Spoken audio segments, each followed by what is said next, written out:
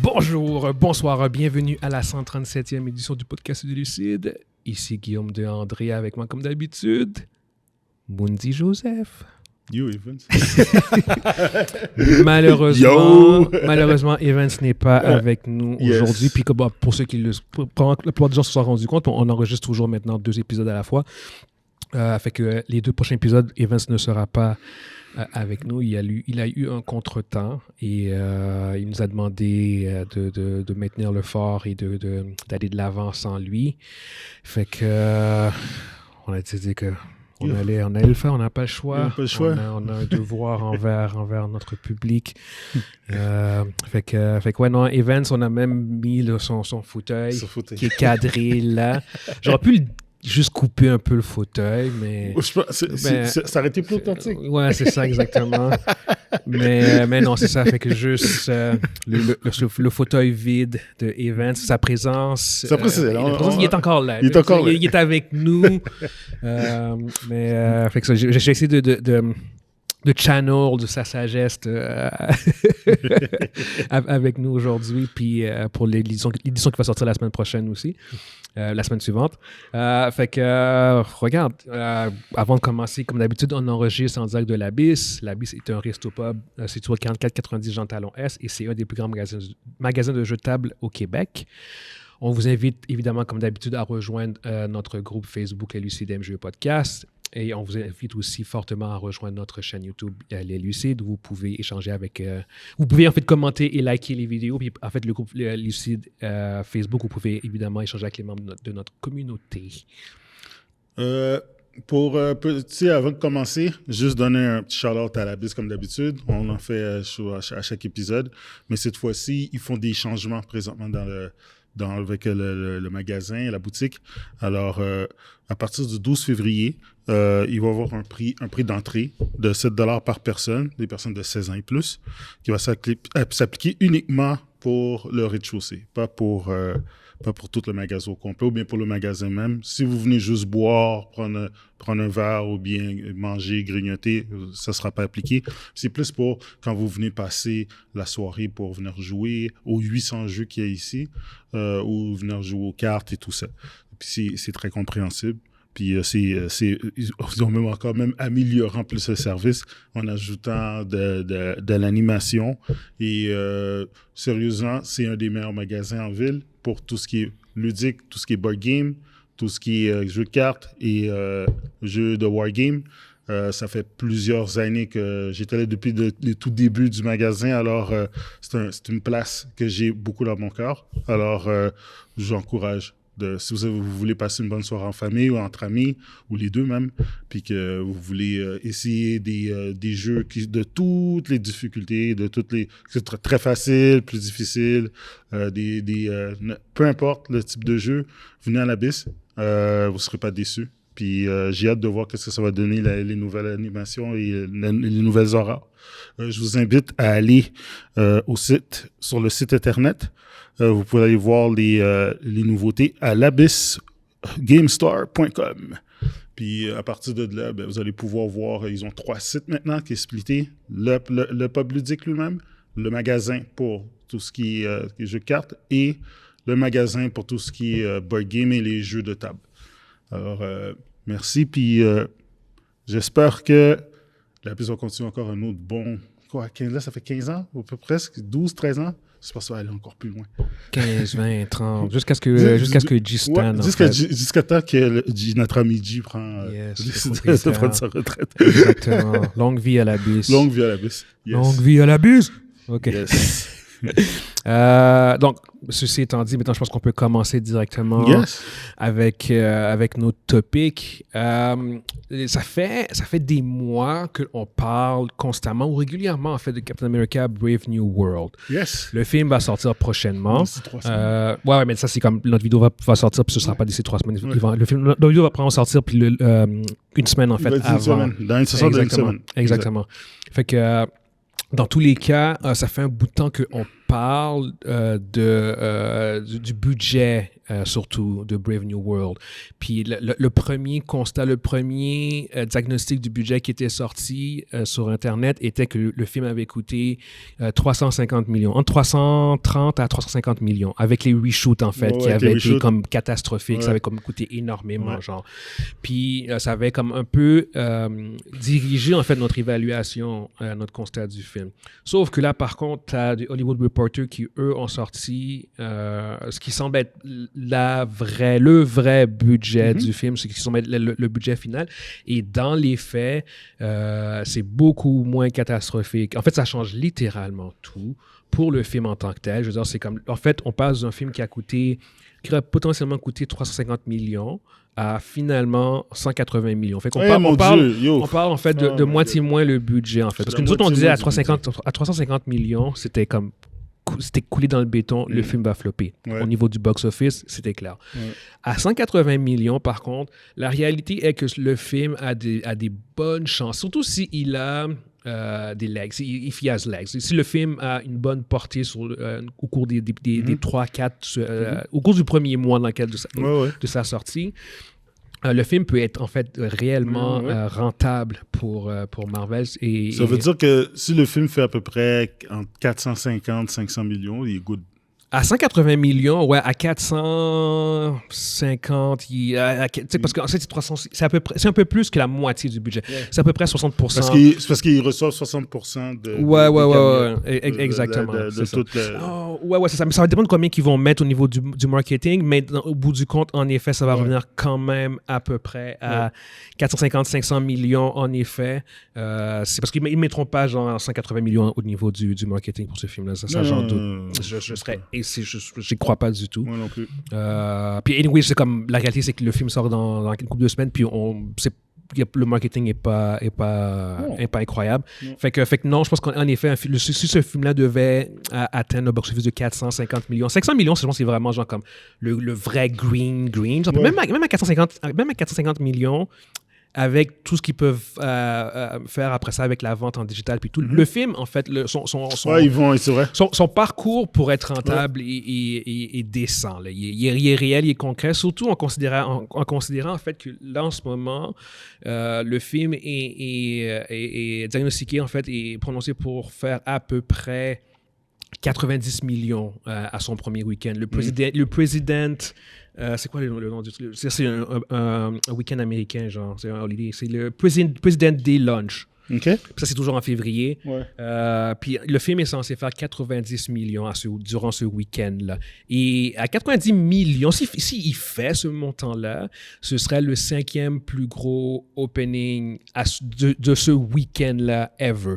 Les films qui feraient plus d'argent que Captain America, si Captain America fait ce montant-là, c'est Black Panther le premier. Il avait fait 242 millions à son premier week-end. Deadpool qui est... Deadpool 2 ou le 1? Non, je pense que c'est le... Ah, fuck. Non, c'est le 1, excuse-moi. Ouais. Il avait fait 152 millions à son... Puis tu as... Ant-Man and the Wasp. Ant-Man and the Wasp a floppé, mais le film avait coûté beaucoup trop cher. Il avait fait 120 millions. Fait que Deadpool a fait 152 millions, Ant-Man a fait 120 millions. Les autres, ils visent à peu près 90. Et tu as 50 Shades of Grey qui avait 93 millions. Donc, les autres, ils visent à 90? Ben, c'est à peu près ce qu'ils risquent de faire, genre comme more or less. Genre, ce que je veux dire, c'est comme...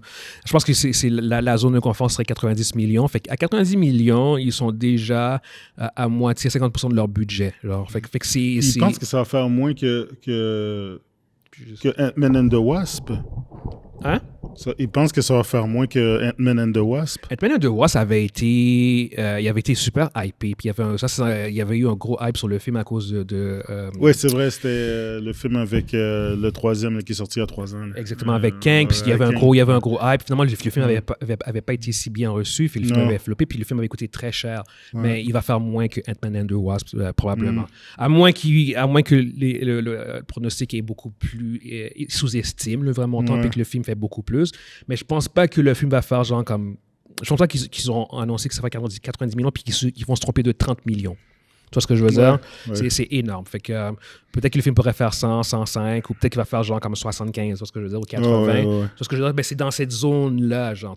Mais c'est moins catastrophique au niveau du box-office, potentiellement pour le film. Donc, ça donne des chances au film de mieux shiner, d'avoir une narrative positive derrière. Ben, c'est surtout après le momentum que le MCU a re-eu avec Deadpool et Wolverine. C'est sûr que tu veux que ton film qui suit ça embarque sur ce momentum-là aussi. Fait que oui, c'est clair que si Captain America peut être un succès au niveau des critiques, au niveau des fans et au niveau du box-office, ben là, ils sont de retour littéralement dans une ère positive, genre, tout ce que je veux dire.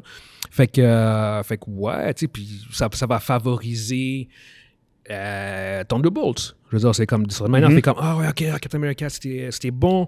Puis t'entends juste des bonnes choses. Puis là, c'est genre comme. C'est dans le même genre, là, à peu près. Exactement. Puis en même temps, c'est genre comme, il y a aussi, comme je parle de momentum, à un moment donné, genre, c'est comme les gens allaient voir le film juste parce que c'est le MCU, parce que les films étaient bons. C'est ce que je veux dire. Fait que s'il y a un peu cette idée que leurs films sont à nouveau, genre, comme de qualité, ben, c'est plus facile. Genre, mais si c'est genre comme les 2 dernières années, genre, ou la dernière année, où c'est genre comme, ben là, ça va vraiment moins, puis c'est comme. Ça va être un peu plus rough, tu sais. Mais là non, c'est positif. Je pense que, honnêtement, au niveau du box-office, ça me fait de moins en moins peur. Puis là, maintenant, c'est plus au niveau du...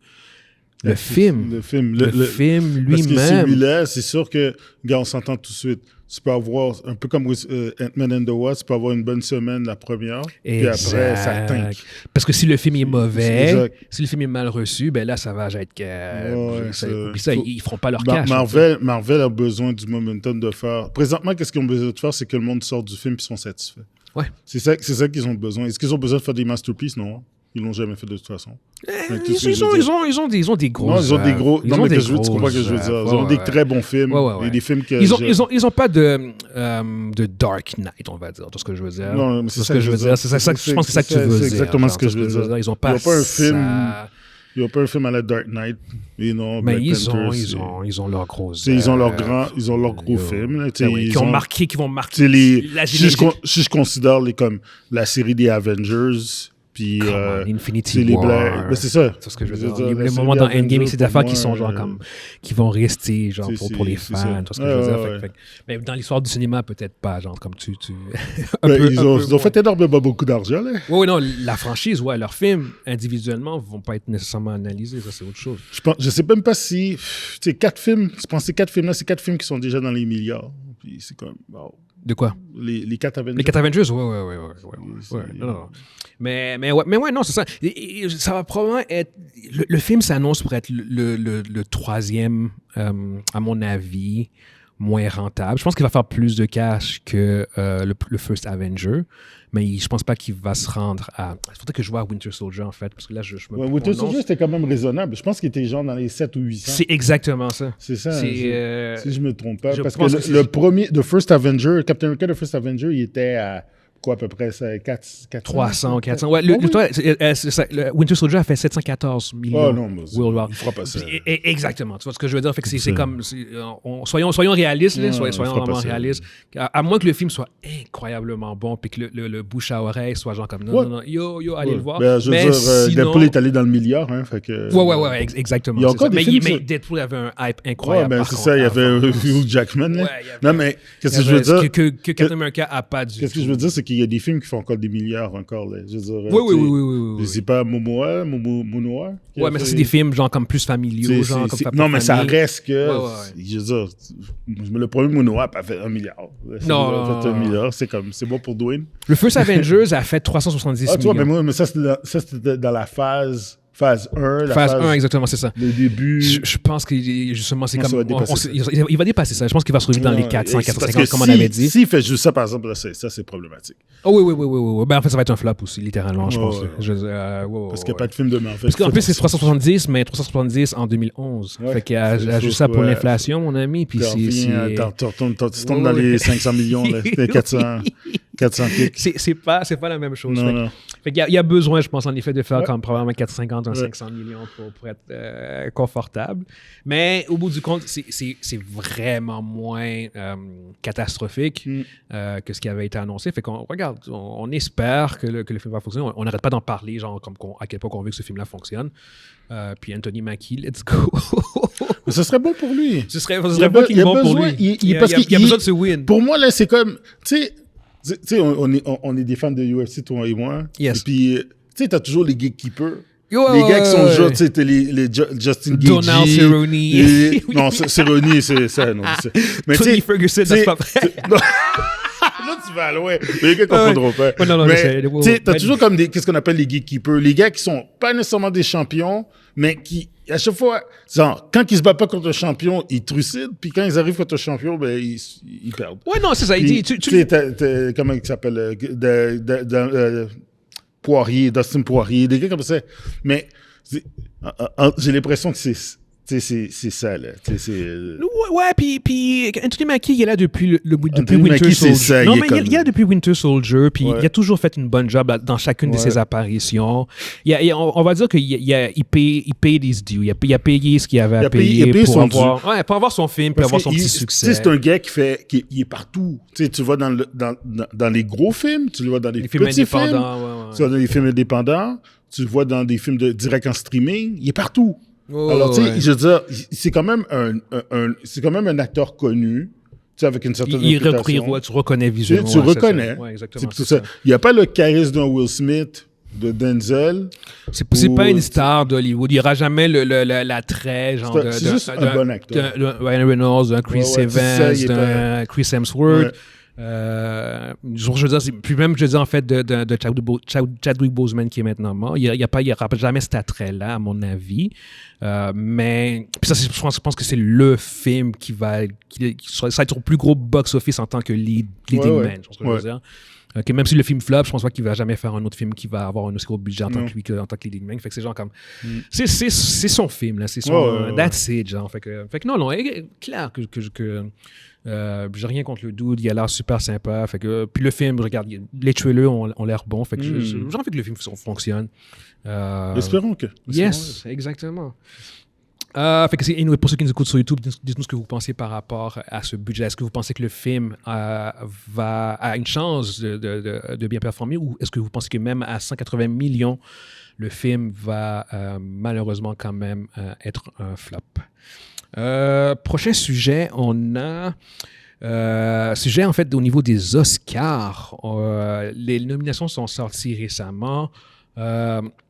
Et tu as en fait deux grosses controverses qui ont émergé face à ces nominations-là. Puis en fait, la première controverse, c'est le nombre de nominations que Emilia Pérez a reçues. Et la deuxième controverse, c'est le fait que Denis Villeneuve, qui a réalisé Dune Part 1 et Part 2, n'avait pas reçu de nomination en tant que meilleur réalisateur pour son film Dune Part 2. Il n'avait pas reçu non plus pour Dune Part 1. Fait que ouais, ça a été deux points qui ont vraiment je veux dire, comme frapper l'imaginaire du monde, genre comme what the fuck is happening, genre comme je pense que Emilia Pérez et non, les deux ont généré beaucoup de controverses à leur manière très différente, genre comme comme Emilia Pérez, le backlash est un peu plus toxique mais quand même assez intense. Denis Villeneuve, c'est plus genre comme plus un what the fuck, mais c'est genre comme plus au niveau de l'industrie, c'est pas... Pour moi, je trouve que c'est une claque en pleine face. Parce que pour ceux qui ont vu les Dunes, je veux dire, les deux films, ils ont été nominés. Le premier a été nominé. Le deuxième, il vient d'être nominé, mais je veux dire, Denis Villeneuve a fait un chef-d'œuvre, a fait un travail spectaculaire. Puis au moins une nomination pour honorer le travail qu'il a fait. C'était un must, là. Mais je sais pas qu'est-ce que... J'ai été honnête avec vous. J'ai pas vu les films de la liste de cette liste à part Dune 2. Puis je sais pas exactement c'est qui les directeurs qui ont été nominés. Mais c'est moi, quand j'ai vu le film, j'ai dit, je pense pas qu'un film cacote ça, là, entre mes yeux, là. Puis c'est même pas question que je suis biased. Je suis capable de reconnaître quand un film est très bien fait, là. Ouais. Puis ça, là, c'est... Il aurait dû être nominé. Il aurait dû être nominé. Au moins, est-ce qu'il gagnait? Peut-être pas, mais nominé, oui. Ouais, il aurait dû. En fait, c'est un peu... Je ne vais pas dire que c'est un automatisme, mais souvent, le film qui est nommé Best Picture, souvent, pas tout le temps, tu vas avoir ton réalisateur qui va être reconnu. C'est pas un automatisme. C'est quoi le issue présentement? C'est que depuis une couple d'années, là, à peu près 7-8 ans, même 10 ans à peu près, ils mettent 10 films. Ouais. Mais il reste, toutes les autres, c'est encore 5 candidats. Toutes les autres, les autres... Ouais. Alors, tu sais, je vais vous dire tout de suite, ils ont mis 10 films pour un peu calmer un peu les ardeurs, puis pour attirer plus de monde. Ah oui, regardez votre film préféré, à l'époque c'était Black Panther, ils avaient mis Black Panther là-dedans. Puis, tu sais, tu sais que le film va pas être voté. Ouais. Puis le directeur qui a fait le film est même pas dans la liste. T'as 5 films qui sont dans le lot que les directeurs sont nominés.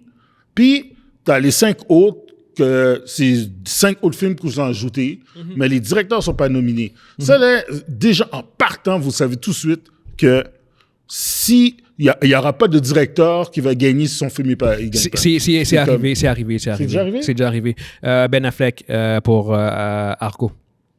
Ouais, il avait même pas été nominé. Il avait gagné. Le film a gagné. Non, le film avait gagné Best Picture. Ouais. Lui, il avait eu aucune nomination pour meilleur directeur, mais il avait gagné meilleur directeur au DGA Awards, genre comme Directors Guild Award. Ouais. C'est pour ça que je suis... Ouais. Fait que c'est déjà arrivé, en fait. Fait que c'est la même situation. Ouais, mais y avait-tu une nomination? Non. Il n'avait même pas été nominé. Il n'avait pas été nominé. Ok, je parle de nomination. Il n'avait pas été nominé. Ah non? Non. En tant que Best Director, il n'avait pas été nominé. Je suis quasiment sûr. Peut-être que je me trompe, mais je suis quasiment sûr qu'il n'avait pas été nominé. Je sais qu'il n'a pas gagné. Il a gagné pour son film. Je suis quasiment sûr qu'il n'avait pas été nominé. Ok, ben vérifie. Ouais.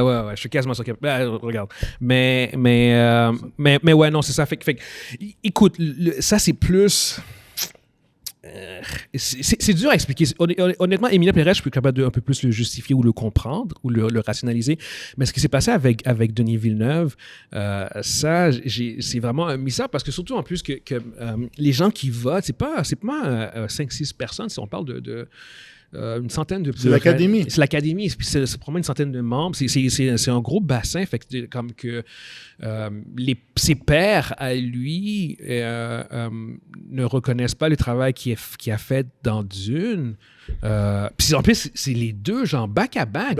Ouais, c'est la même. Dune, Part 1 avait été nominé Best Picture. Puis il n'avait pas été nominé, puis Dune Part 2. Puis moi, je me rappelle, à l'époque, j'ai fait comme, probablement qu'ils vont attendre. Ils vont attendre pour Dune. On l'avait même dit, on dit, probablement qu'il va juste rafler la totale. Parce que un peu comme Lord of the Rings, Return of the King. Ouais. Finalement, c'est pas ça pantoute qui est arrivé. C'est même le contraire, en fait. Il y a eu encore moins de nominations. Ça, il va gagner pour le moins beau film des 3.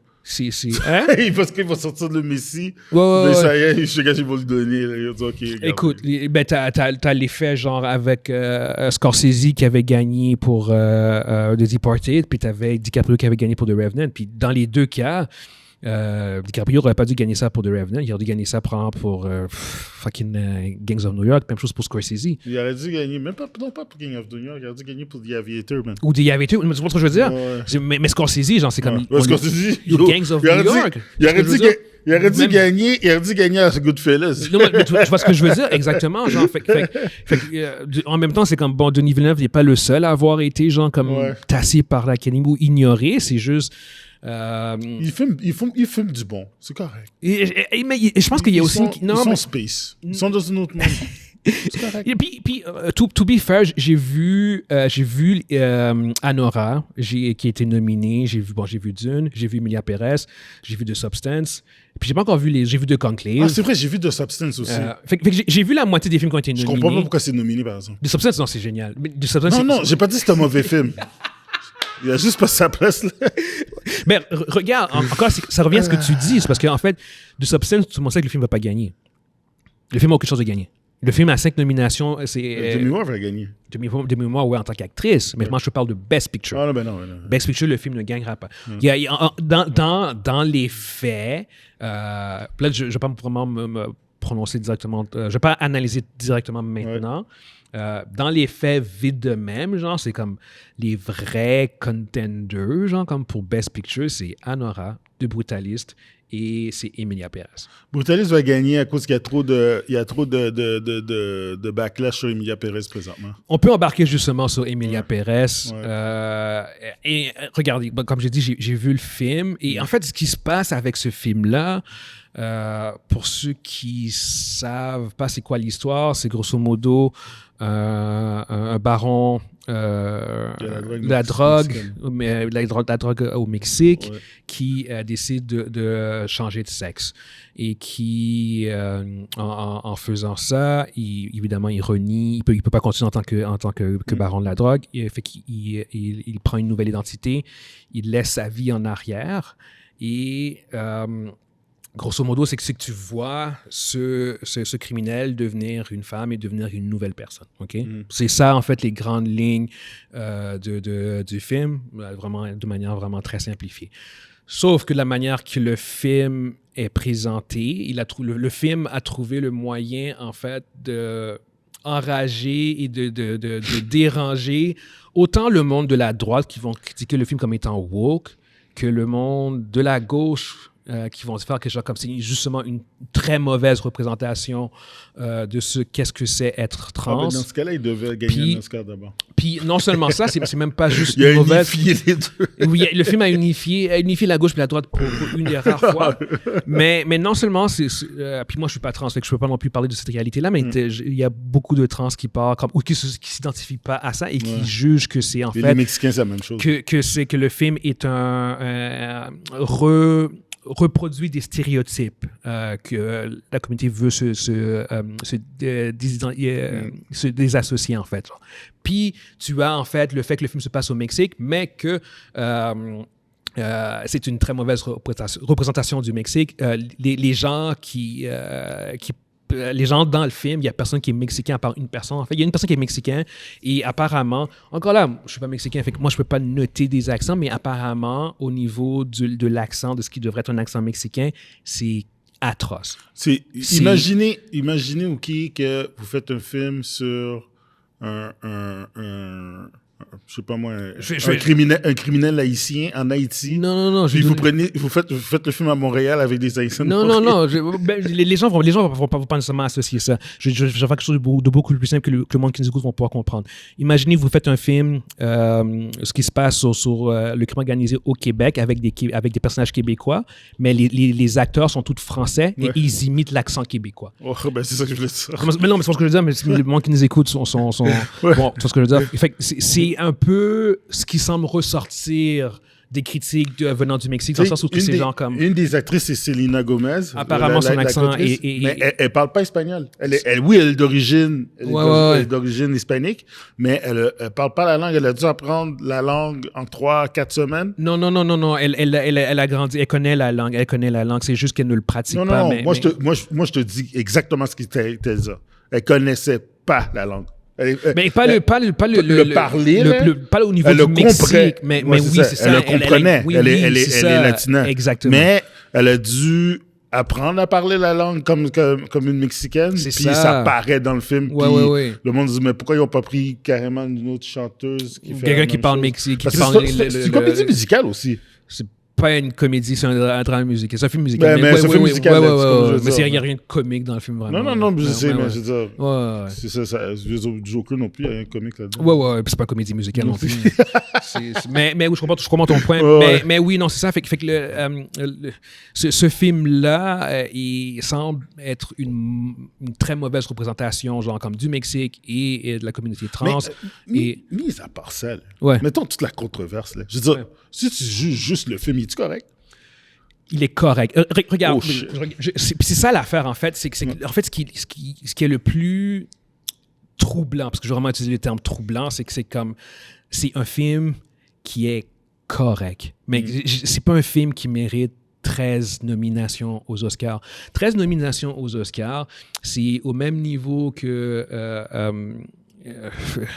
autant on emporte le vent, Oppenheimer, Mary Poppins, tout ce que je veux dire. Lord of the Rings. Ouais, c'est exactement Lord of the Rings, Return of the King. Ce que je veux dire, c'est dans cette catégorie de films-là. Puis peu importe que vous aimez ces films-là ou pas, ça reste que ce sont des films qui sont... C'est des porte-étendards. C'est des films qui sont... Autant on emporte le vent, c'est un film marquant. Return of the King, c'est une épopée épique. Oppenheimer, ça reste quand même un drame biographique incroyable qui a fait 1 milliard au box-office et tout. Emilia Pérez, je suis désolé, mais c'est un film Netflix qui a une réalisation... Une bonne réalisation, mais bien réalisée. Je ne peux pas dire que c'est mal réalisé. Même Zoé Saldana, elle est bonne. Elle est vraiment bonne. Zoé Saldana, elle a gagné, je pense, elle a gagné un Golden Globe. J'ai rien à redire. Honnêtement, genre, c'est comme... En fait, s'il y avait un point vraiment positif que je peux vraiment dire, genre, comme que je peux pas enlever au film, c'est la performance de Zoé Saldana. Ça, par contre, elle porte le film sur ses épaules, puis c'est le personnage secondaire. C'est un personnage, un supporting character. Regarde, tout ça pour dire que... non, c'est pas ce film-là ne mérite pas ces nominations-là. Puis ce qui est dommage, c'est que ça se fait au détriment de d'autres films qui auraient probablement dû recevoir des nominations. Ce film-là aurait probablement, à mon avis, genre comme il y a 13 nominations, il aurait probablement dû recevoir cette nomination pour Best Song, Best Actress, Best Supporting Actress, peut-être aussi Best Actress pour Sofia Caron-Gascon. Mais that's it. Je veux dire, c'est comme, j'essaie de voir, genre, c'est genre comme, mais il a vraiment pris la totale des nominations. Puis c'est ça qui est un peu incroyable. Est-ce que tu es capable d'expliquer pourquoi? Écoute, je pense... Ça, c'est ma théorie, parce qu'en général, je suis toujours un peu plus... je crois en l'évaluation des films en tant que tel, et je pense que les Oscars... Pour la plus grande partie du temps, la politique va jouer un rôle, mais pas tant que ça. Je veux dire, c'est comme quand tu regardes les dernières années, c'est genre comme... Non, ce sont, je veux dire, comme Parasite, film sud-coréen, c'était le bon film qui a gagné. Non, mais ce que je veux dire, c'est comme Return of the King. Ce que je veux dire, c'est comme... C'est pas... L'Académie n'est pas une association ouvertement politique. Sauf que cette nomination-là, sauf que ce film-là, avec le contexte politique aux États-Unis... Je pense que c'est un middle figure. Pour moi, il y a quelque chose de très forcé et de très... c'est difficile de ne pas voir le contexte politique de ce qui se passe aux États-Unis, puis de ne pas voir ce film-là comme étant aussi en relation avec ça, parce que c'est objectivement pas un film qui mérite. Ce film-là n'a pas sa place avec Dune Part 2, pas sa place avec Anora, même de Substance, c'est clairement un meilleur film, à mon avis. Puis considérant en plus à quel point c'est une mauvaise représentation de la transsexualité, alors que le film est censé porter là-dessus, comment c'est une mauvaise représentation du Mexique, à quel point justement, en fait, ça glorifie une criminelle en fait, parce que c'est un peu ça, on glorifie le personnage qui, soudainement, en changeant de sexe, elle change de personne totalement, puis c'est genre comme, est-ce que ça reste un baron de la drogue. C'est exactement ça, puis c'est genre comme... le fait de changer de sexe ne va pas changer sa moralité. Exactement, puis là, c'est genre comme, elle part en croisade contre les autres cartels, mais c'est genre comme... Oui, exactement, genre comme... Puis elle part une association pour aider les gens qui ont été affectés par les autres cartels et tout, mais à aucun moment dans le film, elle semble se remettre en question que c'est comme, ben, tu fais partie de ce système-là. Il y a probablement du monde qui sont morts que tu es probablement responsable. C'est c'est une fantaisie, là. Il y a ce genre de problème-là au niveau du scénario, au niveau du personnage, que je pense qui sont vraiment problématiques, qui font que ce film-là ne mérite pas vraiment de l'attention qu'il a reçue. Même si, par contre, je vais noter que c'est vrai qu'à Cannes aussi, Cannes est par contre beaucoup plus ouvertement politique, ça dans leur sélection et dans leur jury, dans les prix qu'ils gagnent. Ce film-là avait quand même gagné Best Ensemble, si je me rappelle bien. Mais ouais, non, c'est moins un mystère. Pour moi, ça semble être plus politique. C'est moins un mystère que ce qui s'est passé avec Denis Villeneuve. Mais ça reste une controverse. Puis, je pense que ce serait, à mon avis, catastrophique si ce film-là devait gagner... la plupart des nominations, genre, comme ça, je veux dire, c'est comme si on va dire qu'il y a 13 nominations, on va dire qu'il gagne 7, 8, 9, ce serait vraiment pas... Mais comme tu l'as dit, selon moi, c'est un move politique. Je pense que c'est pas...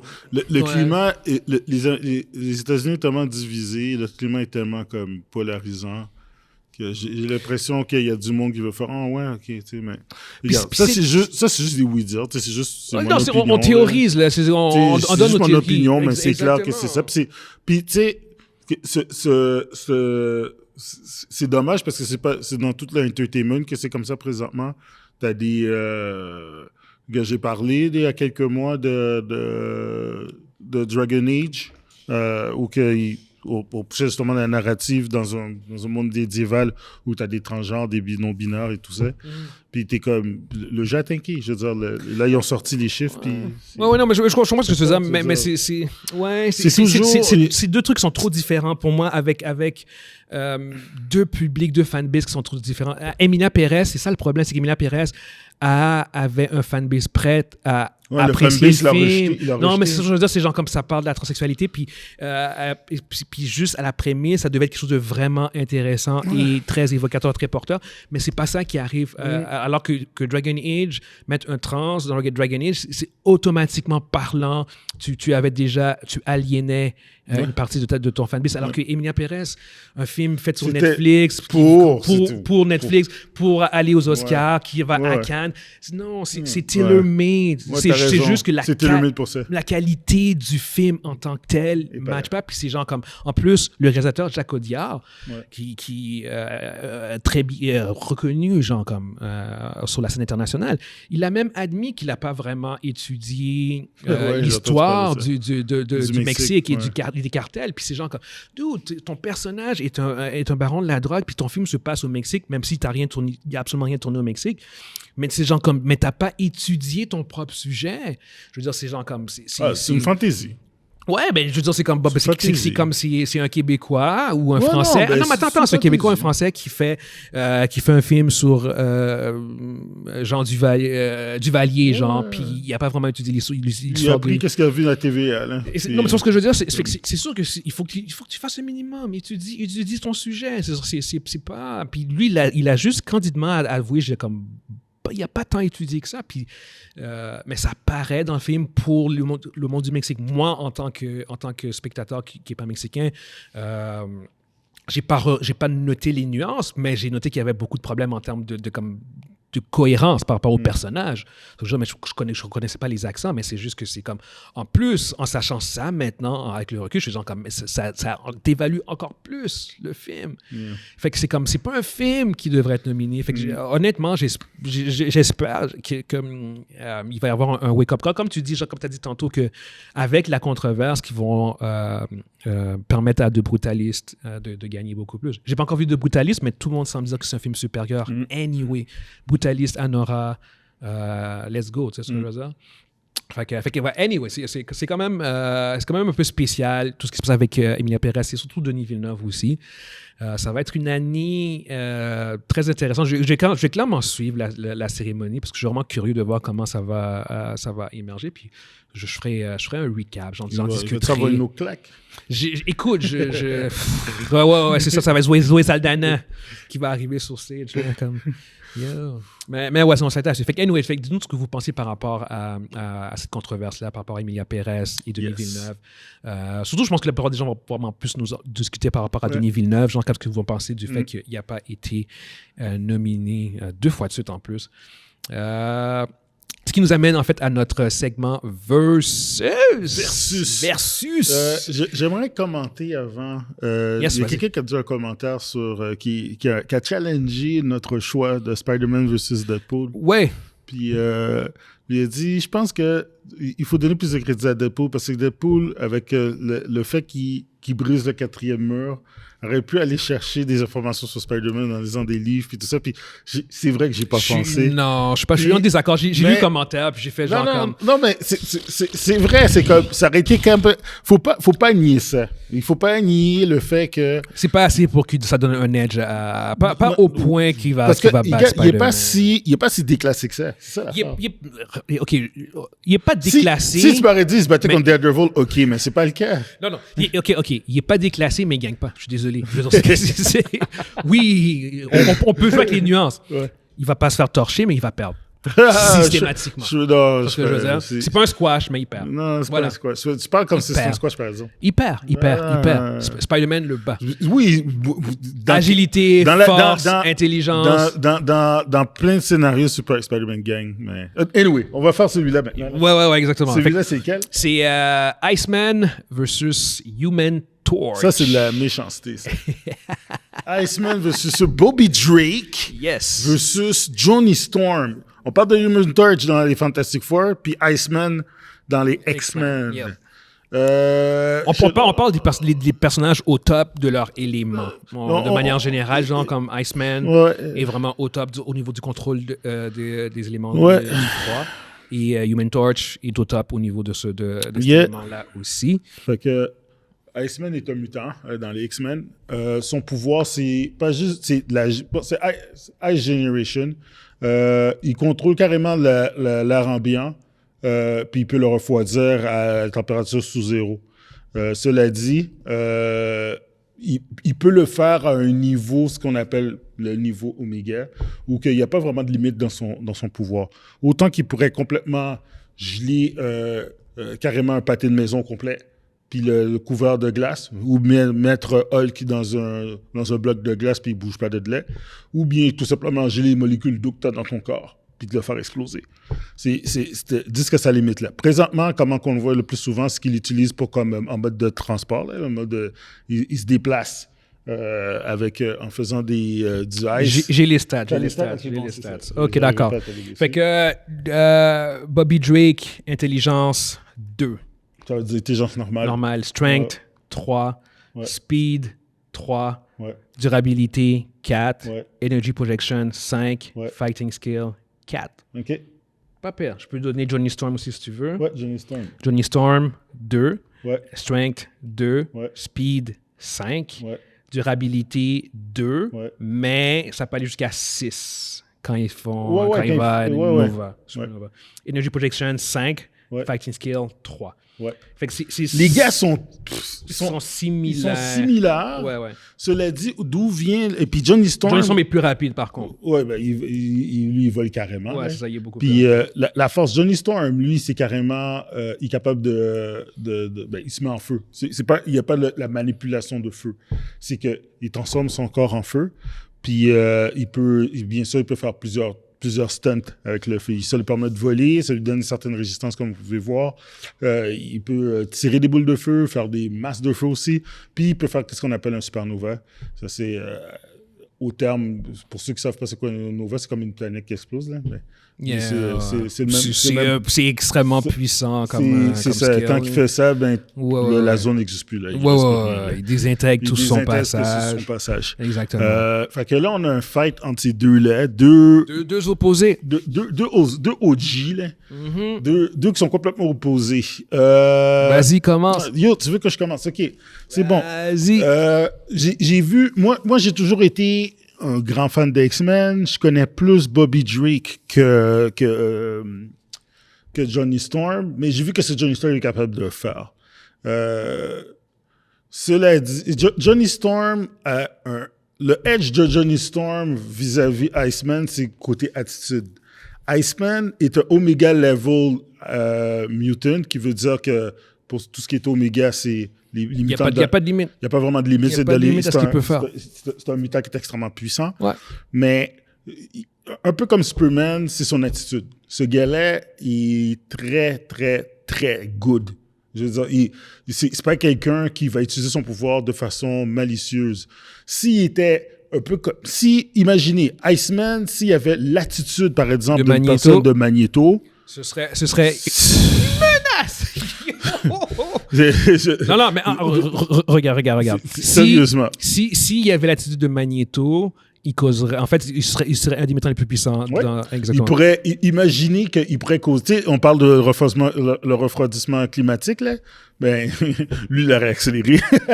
Non, mais c'est même pas juste ça. C'est juste, non, c'est des conneries, genre comme que ton corps est composé d'énormément d'eau. C'est genre comme, yo, je gèle de l'intérieur. Je gèle tout l'eau de ton corps. T'es sûr, Magneto, qu'est-ce que Magneto peut faire contre ça? Je suis désolé, mais ce qu'il peut faire en termes de pouvoir est hallucinant en tant qu'Oméga Mutant. Potentiellement, Iceman bat Johnny Storm. Puis je pense qu'il le fait dans les minutes que le combat commence. Si il veut finir le fight, s'il est dans un mindset où je dis « OK, I'm going to kill you », il gagne. Bobby Drake, c'est pas ça. Bobby Drake, c'est le gars le plus... avec le plus de principes. C'est le gars le plus gentil. C'est le gars le plus low profile ever des X-Men. Malgré c'est un OG, là, c'est un des premiers en plus, c'est dans les premiers, mais c'est le gars qui démontre... Moi, là, si on m'aurait pas dit qu'il était Oméga Mutant, j'aurais jamais su. Parce que il fait tellement peu avec son pouvoir, puis il peut tellement faire beaucoup de choses.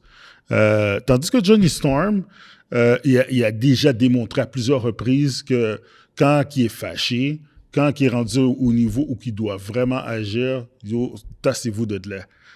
Malgré que c'est un gars qui est un peu à la Spider-Man, il y a même, comme je veux dire, il est comique, c'est un playboy, c'est un gars qui est happy-go-lucky lui aussi. Puis tu sais, c'est un good guy. Mais cela dit, il a démontré beaucoup moins de retenue que Iceman. Fait que tout dépend. Dans un fight, sérieusement, comme ça, one-on-one, ou que je vais mettre Iceman parce qu'il a le potentiel de vraiment finir le fight là, assez rapidement. Là. Moi, je mets Iceman. C'est drôle parce que tu as donné tous mes arguments, mais tu es arrivé à la conclusion opposée. Oh, oui, OK. Parce qu'en effet, c'est comme on est tous les deux d'accord que dans un combat, normalement, en termes de potentiel, Iceman, il n'y a juste pas de limite. Ouais. Il peut faire ce qu'il veut. C'est incroyable. Le problème, c'est comment toi tu évalues Iceman. Puis c'est là que toi et moi, on est un peu différents. Genre, c'est comme, tu le vois comme étant un good guy. Oui, c'est un good guy, mais je pense que c'est un peu plus... Superman, c'est un good guy, mais Superman n'est pas... Comment dire... Je pense que Iceman est un peu simplet. Dans le sens où c'est genre comme... le personnage est un peu lazy. Il n'y a pas ce... Il n'y a pas de drive. Il n'y a pas ce drive. Genre comme... Superman, si tu le pousses à un certain point... Là, tu fais comme, OK. Exactement. Iceman, non, il va juste se faire knock-out. Il va juste se faire battre. Parce que c'est ça qui arrive tout le temps. Je veux dire, c'est comme tu regardes son historique, genre, c'est genre comme... Il y a tellement de moments dans l'histoire des X-Men où il aurait pu ou il aurait dû step up et il l'a jamais fait. Il a toujours démontré et exercer un pouvoir, un contrôle de ses pouvoirs, genre comme rudimentaire et simple. Genre, c'est comme les seules fois qu'on a vu ce qu'il pouvait réellement faire, c'est dans d'autres univers. Dans Age of Apocalypse. Exactement. Puis comme tu dis, genre, s'il n'avait pas été catégorisé comme étant Oméga, je pense qu'il n'y a personne qui le catégorise. Il est fucking immortel, le gars, man. Exactement. Il a été explosé, il revient, man. Ouais. Il est en molécule d'eau, là, il t'attaque. C'est comme... Mais ce qui fait que pour moi, dans un combat, je suis désolé, genre comme oui, en termes de potentiel, c'est Iceman qui gagne, mais dans les faits, c'est pas un personnage qui a démontré qu'il était capable d'utiliser son potentiel parce qu'il ne le fait pas. Alors que c'est comme t'as Johnny Storm qui, lui, genre, c'est comme il a à côté son potentiel, il l'utilise à son plein max. Fait que pour moi, c'est genre comme c'est l'effet. C'est une question d'attitude, en fait. Ouais, mais c'est l'effet, puis avec l'effet, avec la théorie. Genre, oui, en théorie, Iceman, c'est plus fort, c'est juste qu'il l'a jamais réellement démontré à un niveau... Il l'a déjà démontré, oui, mais pas de manière systématique pour dire que c'est genre comme... oui, genre, c'est comme... OK, il a step up, il a vraiment atteint un autre niveau. Bobby Drake, il est lazy, il n'y a pas ce drive-là. C'est genre comme... Yeah, non, pour moi, c'est littéralement, c'est Human Torch, même si je reconnais que pour vrai, genre, admettons que Human Torch tombe sur le Iceman de Age of Apocalypse, ça finit en 30 secondes. Je veux dire, c'est comme c'est un squash. Oui, ça c'est clair, mais si on parle avec les comics, on va avec le canon, genre de ce qu'on connaît, Puis je pense Human Torch gagne. Même encore là, c'est parce que le pouvoir de Johnny Storm est tellement létal, il est tellement violent que c'est C'est pour ça qu'il va pas gagner, parce qu'il va pas arriver puis frapper Iceman avec un nouveau fire, avec un nouveau blast. Il va faire fondre son... Tu sais, c'est un Joker. C'est un gars qui... Il va pas arriver contre un gars comme ça puis aller full blast contre lui. Non, mais il n'y en aura pas de besoin pour le battre. C'est ça l'affaire, c'est que Bobby Drake, t'as pas besoin de faire ça pour le battre. Il se fait toujours constamment. Non, mais pense aux 50 dernières années de comics. Ouais. Puis donne-moi un moment, un highlight de Iceman. Dans l'univers de 616? Yeah. Et voilà, c'est ça mon point. Il y a Inkis Hulk dans la glace. Puis Hulk pouvait plus bouger. Pour vrai? Yeah. Ah, Ok. yo, bravo. Non, faut. Non, ça j'allais faire du sarcasme, mais c'est legit. Ça, c'est fucking legit, ouais. Mais c'est trop peu dans toute son Je suis histoire. désolé, mais si t'as Inkis Hulk, puis Hulk peut pas casser ta glace, c'est un problème. Yo, for real. Exactement. Je peux pas critiquer ça, mais encore là, c'est genre comme, ben voilà, tu utilises son truc à plein potentiel. Ouais. Bravo. Oui, c'est ce que tu es censé faire, normalement. Il est fucking immortel. Parce que on va conclure là-dessus. Ouais, On va conclure là-dessus. Genre, c'est comme, nomme-moi un Oméga mutant qui sous-utilise le plus ses pouvoirs. Que Bobby Drake, Que non, Bobby Drake. personne. Personne. Même pas Elixir. Écoute, il y a quoi? Il y a 15 Oméga mutants, un truc de même Ouais, genre. ouais. Puis c'est celui qui sous-utilise le Non, oui, il y en a un. Franklin. Parce que si Franklin faisait vraiment qu'est-ce qu'il pouvait faire, il n'y aurait pas de livre. Il crée des réalités. Mais il l'a déjà fait. Anyway, Ouais, non. C'est pas juste en Earth level, c'est Universe level. Là. Yeah. En fait, les fils de Reed Richards. Richard puis Yeah, Sue Storm. Ouais. Ouais. Non, c'est le Oméga mutant qui utilise le moins bien à pleine capacité ses pouvoirs, à mon avis. Il y a trop de restraint. Puis il est lésé. Fait que pour moi, c'est Human Torch. Ah, moi, ça reste Iceman. Ouais. Fait que, anyway, on va quand même... Dites-nous, en fait, ce que vous pensez par rapport à ça, justement. Evans nous dirait... Evans nous dira, genre, comme qui pense qu'il gagnerait. Ouais. Mais ouais, non, ça fait qu'on va conclure là-dessus. Fait que dites-nous ce que vous pensez par rapport à ce versus-là. Est-ce que vous pensez que Human Torch gagnerait ou Iceman? Puis sur ce, on va conclure, puis on se voit une prochaine fois. Ciao! Ciao!